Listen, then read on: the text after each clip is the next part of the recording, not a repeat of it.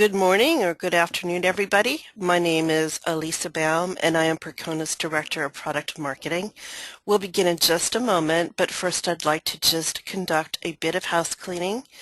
If you wouldn't mind, could you please raise your hand using the hand icon located in the GoToWebinar control panel to let me know that you can hear me. And let's see here. Yep, I see some hands. Okay, great. Thank you very much, everybody. Next, during this webinar, you will be on mute. Should you have any questions at all during the discussion, please enter them in the questions field within the control panel, and at the end of the webinar, we'll take time to answer as many questions as possible. Those that we don't address will be addressed in a follow-up blog post on Percona's MySQL performance blog. In addition, I'll make sure that everybody here gets a recording of the webinar and the slides within the next 48 hours. With that said, I'd like to thank you for attending today's webinar, New Replication Features in MySQL 5.6, and this is presented today by Percona's consultant, Stéphane Combondon. And with that said, I'd like to turn the floor over to Stéphane. Stéphane, go ahead. Thank you, Elisa. So, hello everybody. My name is Stéphane Combondon. I'm a consultant at Percona. And today we'll see some of the new replication features in MySQL 5.6. So first, of course, a very quick introduction for those of you who don't know replication very well. And then we'll see four main topics. So Binlog checksums, crash-safe replication, multi-threaded slaves, and finally global transaction IDs. So let's start with a quick introduction. Why do you want to use replication with MySQL? Well, there are many different reasons why you want to use replication. One of the most popular is the ability to scale out the reads. So if you have an application that perform lots of reads, it's usually quite easy to offload at least some of the reads to the slaves. So that's a very efficient way to build a large application. Replication can also be used for high availability purposes. Different goals. You can also make sure that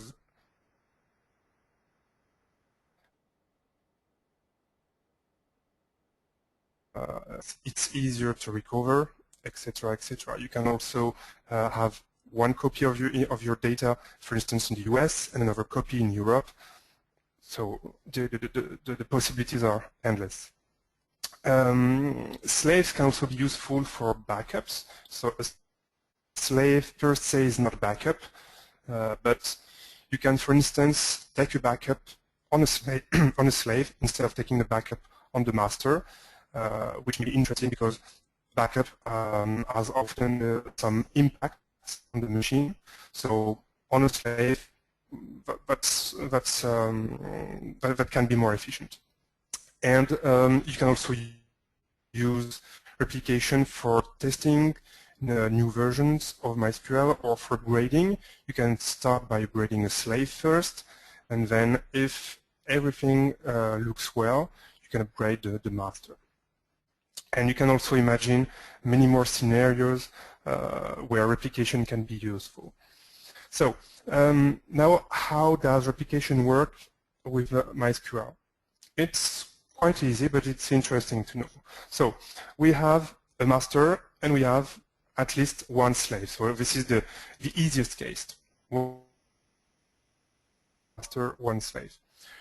We have writes that are run on the master, and the master will record every write on a log, which is called the binary log. So you have the list of transactions there. Then the slave has the first thread, which is the IO thread. And the IO thread, the master, and requests the contents of the binary log. And this IO thread will create a local copy of the binary log events or the transactions inside the binary log, and this copy is called the relay log. And then on the slave you have a second thread, the SQL thread, which will read the contents of the relay log and then replay the transactions in the relay log. So this is how it works. And a few things that you have to know is that replication is asynchronous, so it means that you should plan if you want, for instance, to run some reads on the slaves, you should plan that the slaves may not be up to date. So you may read stale data, and your application may be aware of that. And here we have seen the picture for one master, one slave. If you have several slaves, each slave will have its own relay log. So the mechanism of the IO thread requesting the contents of the binary log will be duplicated for each slave. So each slave is really independent from the others. Okay. So first feature that is new in MySQL 5.6, Binlog checksums. So what is the problem, or what was the problem with replication is that the master and the slaves can have different data. And even when replication runs without any error.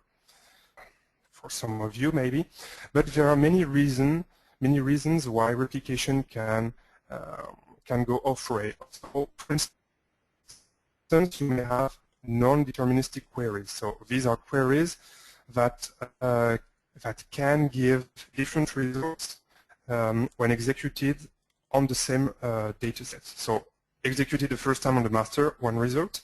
Executed the second time on a slave, the same data set, different results. So of course, the master and slave will now have different data. A common mistake is to write on the slave outside of replication, which is of course very bad. But if there's no real way to prevent that in MySQL. So you can set the read-only flag on the replicas, but that does not prevent the users with the super privilege. So it doesn't always work. Another reason why replication can, why master and slaves can have different data is the wrong usage of replication filters. So specifically with statement-based replication, replication filters can be very dangerous. You can also have problems using non-transactional storage engine like MyISAM.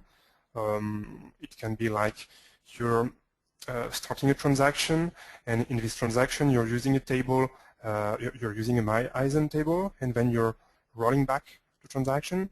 So the transaction won't be transmitted to the slave, of course, as it has been rolled back, but the change to the MyISAM table won't be rolled back. So there will be a difference between the master and the slave. Another reason is that you can have corruption in the binary log or in the relay log, and you can imagine many more scenarios where master and slave will have different data. How can you check that? Well, before 5.6, it was quite difficult because the server provided nothing. So your best option was to use Untitled Checksum from Percona toolkit, which can So how does it look like? Here we're checksumming only one database. So you have the -d Sakila option, which means that we are checking differences between master and slave only on this database. And then you have the output, and what we can see is that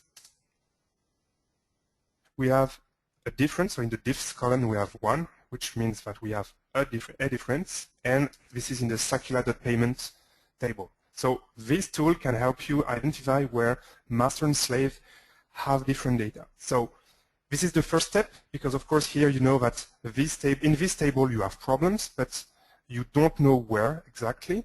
So after that you'll have some extra work to be able to precisely locate the row or the rows where you have problems. But anyway, it's a tool that allows you to detect some discrepancies, such discrepancies. So now let's get back to MySQL 5.6. How to use checksums on slaves. The first step is to enable checksums on the master, because of course you will compare the checksums computed on the master with the checksums computed on the slave. So step 1 is to enable checksum on the master with the Binlog checksum option.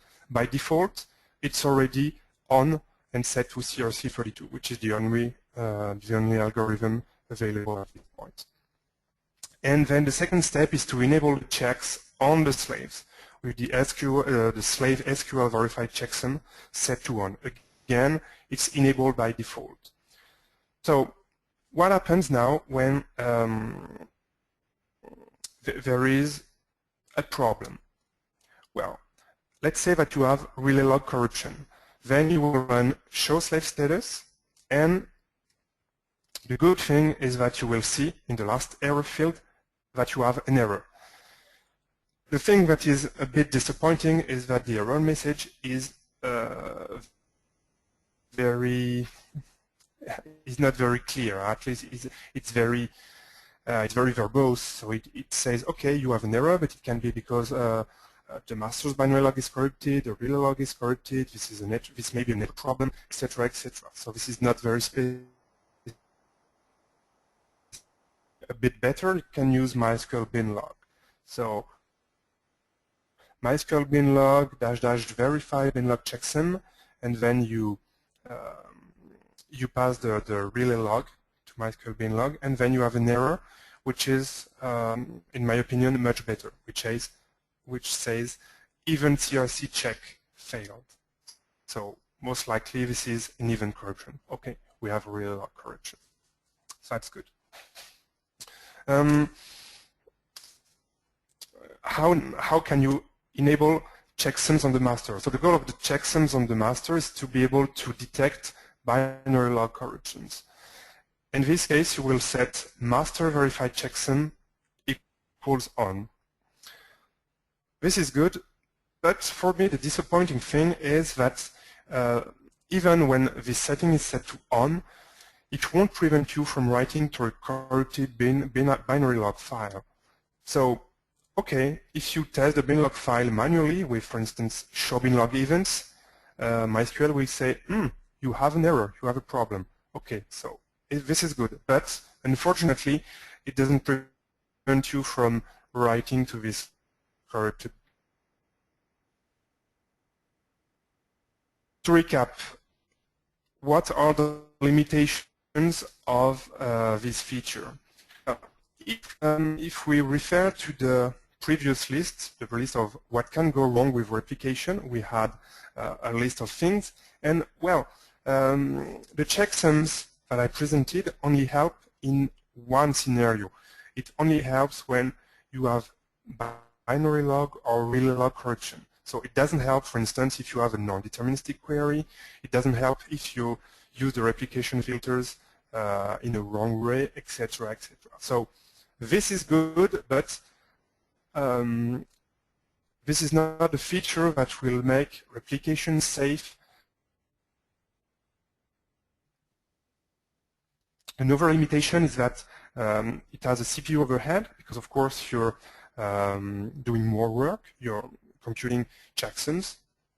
And another limitation is that it's mainly useful to detect relay log corruption, but in the previous versions of MySQL, relay log corruption is usually, not automatically, but it is usually easily detected, because it usually triggers a replication error. Okay, so it says, relay log corruption, and before you had error, simply. But well, this is a limitation in my opinion. Okay, next topic, crash safe slaves. So, what is the problem there? When you have replication, of course, the slaves have to store some information about which transactions have been executed, and this information is stored in two files by default, reallog.info and master.info. And the problem is that these files are updated after the transaction is committed. So let's get a diagram. So we have transaction here, it's committed, and then a few moments after replication information is updated, then you have another transaction which is committed, and then replication information is again updated. So what can happen? Let's say you have a crash. First scenario, you have a crash here. Well, that's not really a problem because replication information is in sync with the latest transaction that has been committed. So, well, let's say no problem. What happens now if you have a crash here? Well, that can be a problem because you have a transaction that has been committed, but the slave has not stored the fact that the transaction has been committed. So when you restart replication, there is a risk, for instance, that you will re-execute this transaction, which may cause a duplicate key error. So how can we make slaves crash safe? Well, an ID, and this is the ID in MySQL 5.6, is to mention a part of the transaction.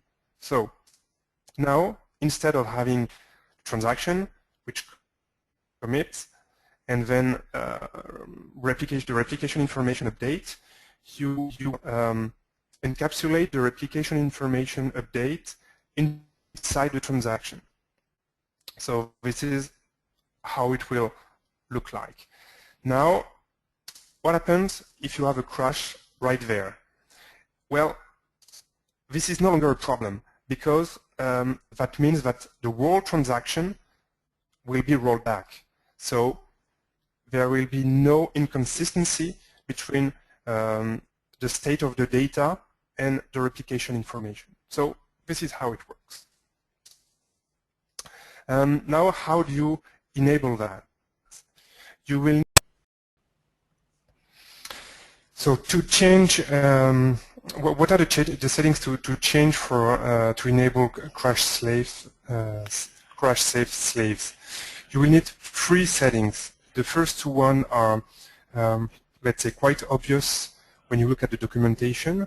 So you have to record the position of both threads of the slave in a table instead of a file. So you will have to set reallog info repository to table and master info repository to table as well. And the third one, reallog recovery, is a bit more surprising. So we'll see right after why you need to enable this setting. So a few notes before going forward. You will need to restart MySQL to enable these settings. So for the first two ones, reallog info repository and master info repository, you can stop the slave only, but as with the third one, you will need to restart MySQL anyway. It's probably better if you stop MySQL, change the settings in the my.cnf file, and then restart the server. Okay, so let's see now the meaning of the reallog recovery setting. So by default, each time you commit a transaction, you will update the reallog info repository table, but the reallog info table, but you will not update the slave master info table. By default, it is only updated once every 10,000 transactions. So this is a bit annoying because if you use the default settings, when you have a crash, well, your slave is not really crash safe because one table has the right position, but the other table has probably not the right position. So one way to be safe is to use a setting that is sync master info, and you can set it to 1, which means that after each transaction you will update the slave master info table. So in this case, everything will be safe in case of a crash. The only problem is that it will involve a lot of fsyncs. So depending on your I/O subsystem, it can have a performance impact. So there is a much better way to achieve exactly the same goal, and it is by enabling relay log recovery. So when you have relay log recovery enabled, each time the slave will start, it will automatically discard every unprocessed relay logs, and then the replication coordinates will be recovered from the slave relay log info table. So this table is always up to date, and if you have a crash, the information in the other table, slave master info, will be discarded, and it will be recovered from the information of the safe table. And if you have relay log recovery equals on, replication will be crash safe, so there will be no need to have sync master info. So for performance, from a performance point of view, it's probably much better to use relay log recovery equals on instead of using sync master info equals 1. You can tune how often a checkpoint is done with the slave checkpoint period setting. And if you have a crash or if you stop replication, when you restart replication, all the transactions that need to be executed since the latest checkpoint will be executed first. So this is good for recovery. What are the limitations of this feature? The first one is that we need to partition your data across several databases. So if you have all your data in a single database, well, this won't help you. If you have 10 databases, but let's say one database holds 90% of the write traffic, this won't help you very much. So this is really interesting when you have several databases and when the write traffic is balanced between these databases. It will not help you if you have cross-database transactions. So for instance, if you have DB1, DB2, but if you have a transaction using both DB1 and DB2, well, the implementation to say if it's safe or not to run threads in parallel. So it won't do it. It won't try. If you have a lot of databases, so for instance 100, 500, you're very likely to hit bottlenecks. So at the moment I'm not aware of this because the only scenarios I've seen were with n, which is quite small, so n equals 3, n equals 5, things like that. But if you have n equals 100, and if you're able to have lots of execution in parallel, you will probably hit CPU bottlenecks or disks bottlenecks or over bottlenecks. This is something that we still have to find and to see how we can find workarounds. And another limitation is that the output of show slave status should be taken with care. So if you're familiar with replication, you probably know that the first thing you have to do when you want to diagnose something with replication is to look at the output of show slave status. Well, here it's a bit more complicated. You have show slave status, but you have the slave worker info table, which has important information as well. So you should look at both to have a good picture of what is going on. Okay, let's now talk about global transaction IDs. What is the problem there?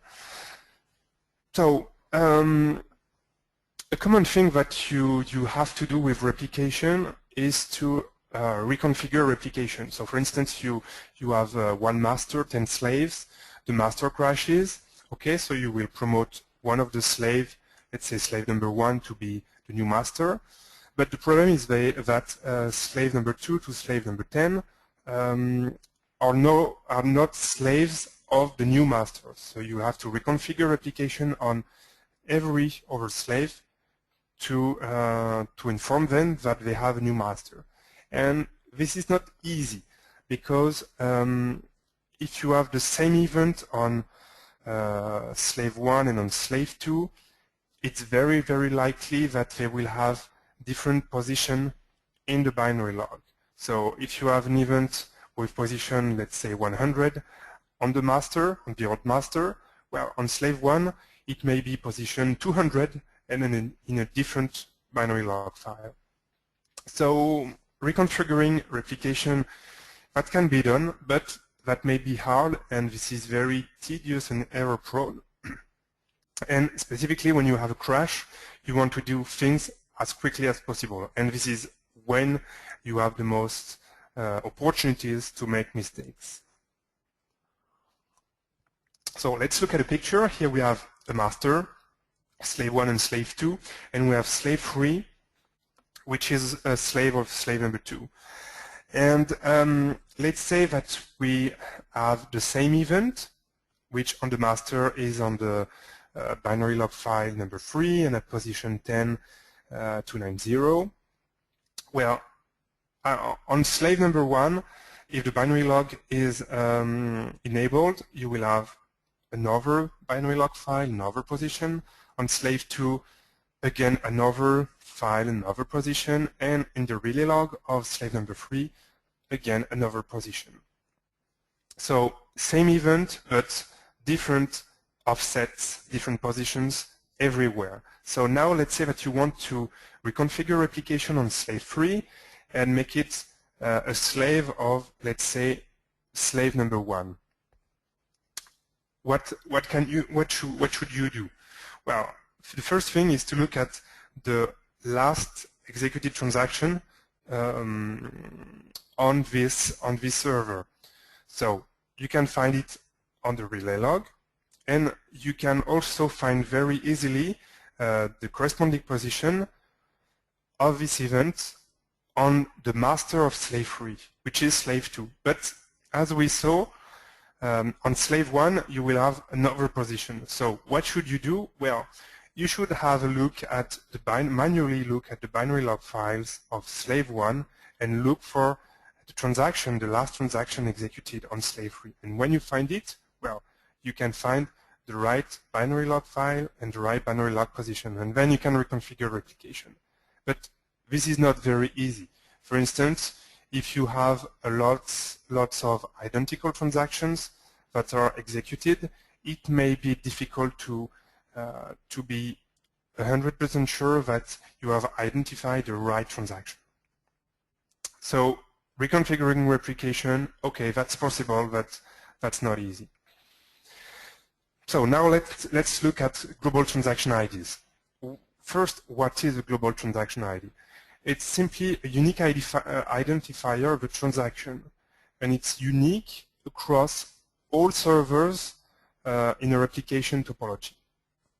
A GTID has two parts. The first part is a source ID, so it's the ID of the server, of the server, and the second part is the transaction ID. So, for instance, when you have executed a sequence of GTIDs, you will have something like what you can see on the at the bottom. So the source ID 3E11 etc. colon, and then 1, 5, meaning that you have executed transactions 1 to 5. So now let's have a diagram of the same replication topology, but using global transaction IDs. So this time, if we look at one specific event on the master and on slave 1 and on slave 2 and on slave 3, they will have exactly the same identifier. So if you want to reconfigure replication on slave 3 and say, okay, now I want slave 3 to be a slave of slave 1, that's very easy because you already know the right position. So the only thing that you have to do is to say, okay, let's change master host and maybe the user and the password, and that's all. You have nothing to do to calculate a position, etc. So that's very, very convenient. Okay, good. How can you enable GTID-based replication? So let's say that you have a running system, so you're using replication with standard replication, so without GTID. The first thing you have to do is to stop the writes on the master. So for instance, with set global read-only equals 1, and make sure all the slaves are in sync. So for that, you can compare the output of show slave status with the output of show master status on the master. If it's the same, well, the slave is in sync. When it's done, you can change the configuration for all the servers. So what should you add? You should add binary logging for all the servers. You should add log slave updates and GTID mod equals on and enforce GTID consistency, which is, I'm not sure if it's mandatory, but at least it's strongly recommended. When you're done with that, you can restart all the servers and then instruct them to use GTIDs, well, at least instruct all slaves. And this is simply done with the change master command. So change master to master to position equals 1. So you can see here that with GTIDs, you don't need to bother with positioning. You don't need to specify a global transaction ID. You only set auto position, and the replication will itself take care of the right position. And when it's done, you can disable read-only mode, and you're done. What are the limitations of global transaction IDs? Well, probably the most important one is that, as we've seen 1 or 2 slides before, is that you will need to shut down all the servers at the same time. So it means downtime, and of course this is bad. So the main limitation is that it's not possible to have a mix of let's say traditional replication and GTID-based replication. So you will not be able, for instance, to move slave number 1 to GTIDs, then move slave number 2, then slave number 3, and when it's done, promote one of the slaves to be the new master. That won't work. So it's all or nothing, and that, yeah, that may be a bad thing depending on your application. Another limitation is that binary logging should be enabled on all the slaves. This is necessary in the current implementation, and of course on slaves this can have a significant impact on performance. So, well, it depends, of course, but you should be aware that this is needed. You have a few limitations on the statements that you can use. So for instance, it's not possible to use temporary tables inside transactions with global transaction IDs. But anyway, temporary tables with replication usually don't play very well. So it's anyway better to avoid temporary tables. And another significant limitation of GTIDs is if you want to use crash-safe slaves or if you want to use multi-threaded replication, well, the support for GTIDs is not very clear. So you have new monitoring tables. So for instance, for multi-threaded replication, you have a slave worker info table. But if you look at the fields, you have no field for a GTID. So how can you diagnose, how can you repair a crash if you're using both GTIDs and multi-threaded replication? This is not clear, and this is one of the main limitations. Okay, of course there are many other features regarding replication in MySQL 5.6, and I won't have the time to tell you all the details about them, but let's have a quick look. So one of the very interesting features is the binary log group commit, which is a feature that has been broken for, I don't remember, but nearly 10 years, so since MySQL 5.0. So it's now fixed. If I remember correctly, it's disabled by default for backward compatibility, but it's probably good to enable it.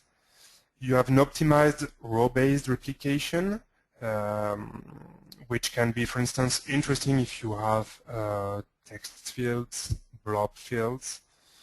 You have the MySQL utilities, which are a set of command line tools which are very useful with replication and GTIDs. So, for instance, with GTIDs, we have seen that it's very easy to reconfigure replication. So you can imagine that it should be easier to automate failover, for instance. Well, this is something that can be done with the MySQL utilities. You have tools like MySQL failover, which are built exactly for that. So if you're planning to use GTIDs, it would be a very good idea to look at the MySQL utilities. You have time-delayed replication. This can be very useful. So for instance, someone drops a table, a very important table. If you have a time-delayed slave, you have some time to be able to dump this table and to recover it without needing to recover from a backup, for instance. So before MySQL 5.6, you could do that, but with an external tool such as PT slave delay from Percona toolkit. But now it's built in, which is much better. And you can also you have new options in the MySQL Binlog utility that allow you to backup Binlogs remotely, and that can be very interesting for instance, to mirror the Binlogs in real time. So replication in MySQL 5.6 has improved a lot, and this is a really good thing. I'm almost done, so this will be the time for question and answer. And if you have any question on replication or other MySQL topics, feel free to drop me an email. And just a reminder, in a few weeks we have a conference that looks very promising in London. So it's November 11th and November 12th. And you have the URL of the website. So I'll be there, and if any of you will be there too, I'd be very happy to discuss with you. So I hope to see you there. So okay, so now this is time for question. Back to you, Alisa. Hi, thank you so much. Okay, there's quite a few questions. We'll take as many as we can. And like Stefan said, those that we don't get to, we'll do a follow-up blog post on MySQL Performance blog. Okay, first question, Stefan. If I run on Amazon's RDS, do I need to worry about enabling crash-safe slaves, or is it that already in place? So this is a very good question. Actually, I'm not sure of the answer. So I don't use RDS very often, and I'm not sure how it's configured on with new instances using MySQL 5.6. So this is probably something that I should check and address in a future blog post. Okay, next question. How the relay log purge will manage in case of multiple DB replication running on multiple threads? Well, in this case, each thread is responsible for executing some of the queries in the relay log, and all the work is coordinated by the SQL thread. So if you want to have information on what is going on, you should look at the new monitoring table that I mentioned, which is located in the MySQL system database, and which is slave worker info. And in the different, you have different fields, and among the fields you will find the fields, some of the fields you are used to have with show slave status. So for instance, we have a relay log file, relay log position, and the corresponding binlog file and binlog position in on the master. So that will help you monitor and understand what happens there. Okay, the next question. What is the maximum database's slave configuration with optimal performance? Well, this is a very good question, but of course it's not possible to have one-size-fits-all answer for that. So, for instance, let's talk about multi-threaded replication. This looks good because if you look at some of the benchmarks, you will see that replication throughput can be improved 5 times, 10 times. So this looks very interesting and promising.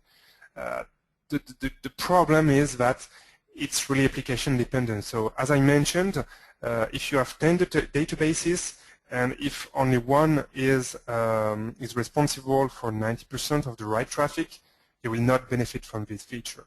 And for the other features, well, it's the same. So for instance, crash safe slave. It's interesting because it has been a pain for many people to have slaves that are inconsistent when they experience a crash. So they spent lots of time trying to fix the inconsistencies and so on. So with this feature, well, this is done automatically. This is good. But imagine that this doesn't happen to you, or imagine that it happens once every year. Is it worth it? Well, that's not sure. Same for binary log checksums. This can be good to detect some kind of corruptions, but, well, it has an overhead. So the right answer to the question will be you have different options. So you have flexibility. You can enable or disable different parts, and you should benchmark, or you should first imagine which parts are important or significant for you and which are not, and then you should benchmark with and without these parts to see if performance improves, if data safety improves, or if there's no change. But, well, telling you that you should use, for instance, free parallel workers and disable global transaction IDs, well, no, it's not possible because it really depends on the application. Okay, the next question is how the relay log purge will manage in case of multiple database replication running on multiple threads?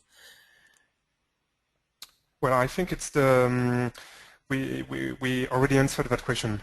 It was like question number 2, right? Sorry about that. Yep, okay. So the next question is, um, let's see here. How can be higher binlog on slave 1 when master file is lower position-based replication? Hope that made sense. Oh, yeah, okay, I see. This can happen. For instance, each time you restart the server, a new binary log file will be created. So let's say that you have two servers, the master and a slave, and let's say that you have binary logging enabled on both. Okay, so when you write on the master, you will start by writing on the binary log file number 1, and when the changes are recorded on the slave, they will be recorded on binary log file number 1. Now let's say that you restart the slave. When it restarts, it will automatically create a new binary log file. So now the master may still be writing on binary log file number 1, but then the slave will be writing on binary file number 2. So this is why it's really difficult to manage positions with standard positioning. It's because when you have a position on one server, it doesn't mean that another server on the same replication topology will be behind or ahead. You never know. Okay. The next question is server ID and server UUID. What is the difference? And then there's a second part to that. Do we need both simultaneously?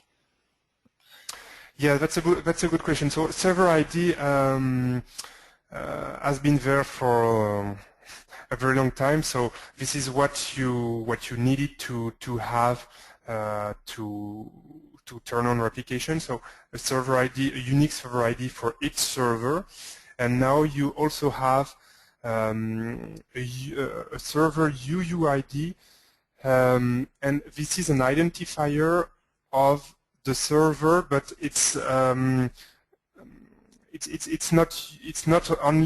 not used for replication. So the server ID is the unique identifier for the server. Okay, so and it's something that I think it's new in MySQL 5.6 and didn't exist in MySQL 5.5. Okay, next question. Is it possible to use GTID if there are functions and procedures on master that create, delete new partitions on master and are replicated to slave? I think so. There are some limitations on the kind of, let's say, the kind of statements that you can run with GTIDs, but the limitations are quite light. So I mentioned temporary tables, for instance, and I know there are a few things about create table select. I don't remember exactly why, but for this specific case, I don't think this should be a problem. So of course, you should test it because, well, there may be a bug. It can happen, but there should be no problem. Okay. What is the difference between sin binlog equals 10 and binlog group commit? Okay.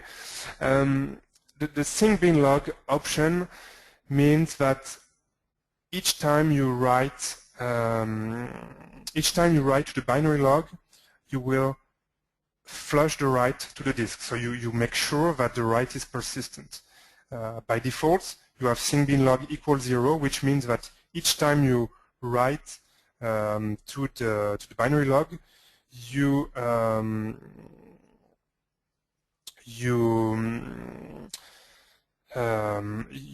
don't make sure that the write is persistent. You let the operating system flush this write for you, and usually this will happen once every second, which means that, well, if you have a crash, you may have some writes that will be lost in the bin log. So this is the purpose of the sync bin log. Are you okay with losing a few transactions if you have a crash, or do you want every transaction to be persistent? Now, binary log, the group commit is that beginning with MySQL 5.0, writes to the binary logs are serialized. So there will be only one transaction at a time that can write on the binary log. With the group commit function feature, several transactions can be written at the same time on the binary log. But of course, having binary log group commit does not prevent you, if you want to have everything persistent, to set sync binlog equals 0. I'd say, to say that in another way, sync binlog is about data safety, and group commit is about performance. So of course, sync binlog has an impact on performance, because if you want to make sure that everything is persistent, this has a cost. But the main goal of this setting is the data persistence. And the main goal of the group commit is the performance. Okay. The gentleman who asked the question about has a follow-up statement, and this was about UUID and GTID replication. He says, server UUID is used to GTID replication. It is part of each GTID. My question was that if the server UUIS is globally unique, why do we need another unique server ID? You probably Okay. Yeah, okay. I didn't understand the initial question correctly. Okay, and well, the answer is I'm not sure. So I won't try to tell you something because I'm not sure. So maybe this is something that I should address in a blog post. So I need I need to have a few more checks to be able to answer that question. Okay. We have time for just a couple more questions. All right. So if crash-safe replication is my utmost requirement, can I still use GTID replication and or multi-threaded replication? Oh, this is a very good question. So yes, you can, but you should probably test it very well. So specifically, if you want to use crash-safe replication and GTIDs, you should try, for instance, to break replication and see how you can fix it. Because, well, first with GTIDs, a few things that you may be familiar with are no longer valid. So, for instance, it's not possible to skip transactions with slave SQL sleeve counter equals something.